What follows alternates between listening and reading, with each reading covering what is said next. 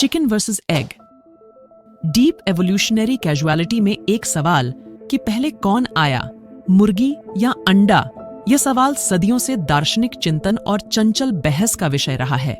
यह एक moral paradox का प्रतीक है जो कारण और प्रभाव का एक इन्फिनिट लूप प्रतीत होता है।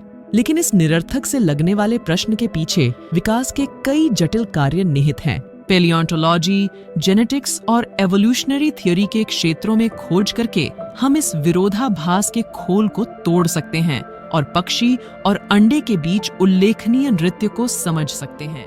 The timeline of eggs predating the chicken by millions of years।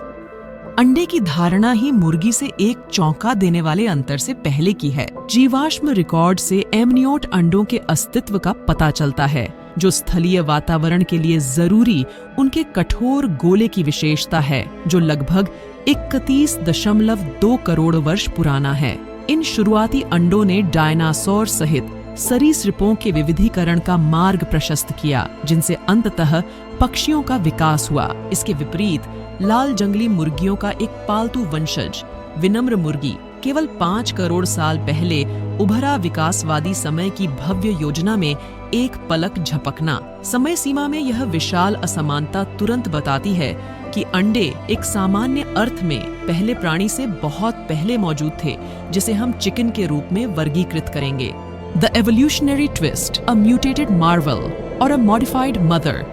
हालांकि विरोधाभास अधिक पेचीदा हो जाता है जब हम चिकन अंडे के विशिष्ट मामले पर विचार करते हैं। यहाँ विकासवाद का सिद्धांत एक सम्मोहक व्याख्या प्रदान करता है। विकास उत्परिवर्तन की एक निरंतर प्रक्रिया आनुवंशिक सामग्री के परिवर्तन द्वारा संचालित होता है। एक ऐसे पक्षी की कल्पना कीजिए जो लाखों साल पहले मौजूद एक मुर्गे के समान है। ये पक्षी अपनी आनुवंशिक बनावट में एक यादृच्छिक उत्परिवर्तन के माध्यम से एक अंडा देता है। अब विचार करें कि इस अंडे में एक और उत्परिवर्तन होता है, इसके आनुवंशिक कोड में थोड़ा बदलाव, जिसके परिणाम स्वरूप एक मुर्गी अपने माता पिता की तुलना में और भी अधिक चिकन जैसी विशेषताओं के साथ होती है। यह मुर्गी वयस्कता तक पहुंचने पर इस चिकन उत्परिवर्तन वाले अंडे देती है, जो मुर्गियों को परिभाषित करने वाले वंश को कायम रखता है। द प्रोटीन पजल, ओवोक्लाइडिन 17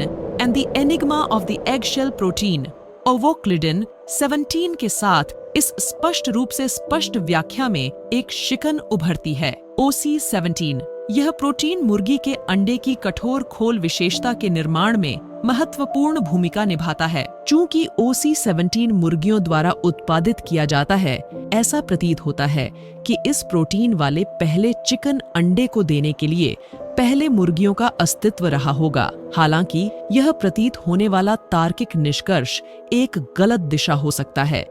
विकासवादी जीव विज्ञानियों का मानना है कि OC17 मुर्गियों के लिए एक नया आविष्कार नहीं हो सकता है। इसके बजाय यह मुर्गियों के पूर्वजों में पाए जाने वाले मौजूदा प्रोटीन का परिष्करण हो सकता है।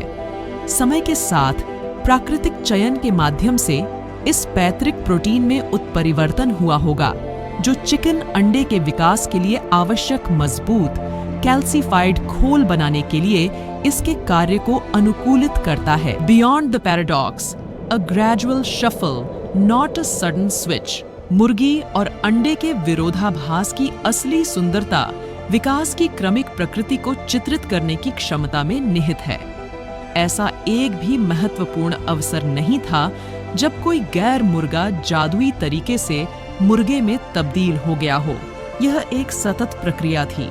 समय के विशाल विस्तार में छोटे छोटे उत्परिवर्तन और अनुकूलन की एक श्रृंखला जमा हो रही थी। इस विकासवादी फेरबदल में किसी बिंदु पर मुर्गी के समान एक पक्षी द्वारा दिए गए अंडे में एक चूजा था, जिसमें पर्याप्त उत्परिवर्तन था, जिसे पहला चिकन माना जा सकता था।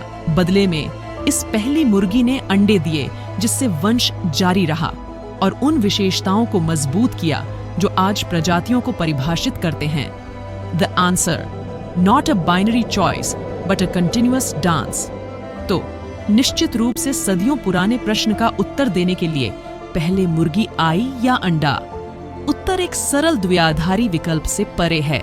अंडे अपने सबसे बुनियादी रूप में मुर्गियों से बहुत पहले अस्तित्व में थे। हालांकि पहला मुर्गी अंडा संभवतः मुर्गी के पूर्वज द्वारा दिए गए अंडे के भीतर उत्परिवर्तन के क्रमिक संचय से उत्पन्न हुआ था। बदले में इस अंडे से मुर्गी की परिभाषित विशेषताओं वाला पहला प्राणी पैदा हुआ। इसलिए मुर्गी और अंडा अलग अलग संस्थाएं नहीं हैं, बल्कि एक निरंतर विकासवादी नृत्य के परस्पर जुड़े हुए हिस्से हैं। तो आशा है कि आपको इस वीडियो के माध्यम से इस सवाल का जवाब मिल गया होगा। और अगर आपको ये वीडियो पसंद आया है तो वीडियो को लाइक करें और चैनल को सब्सक्राइब करना ना भूलें। तो आज के लिए बस इतना ही। मिलते हैं एक और नई वीडियो में। तब तक के लिए धन्यवाद।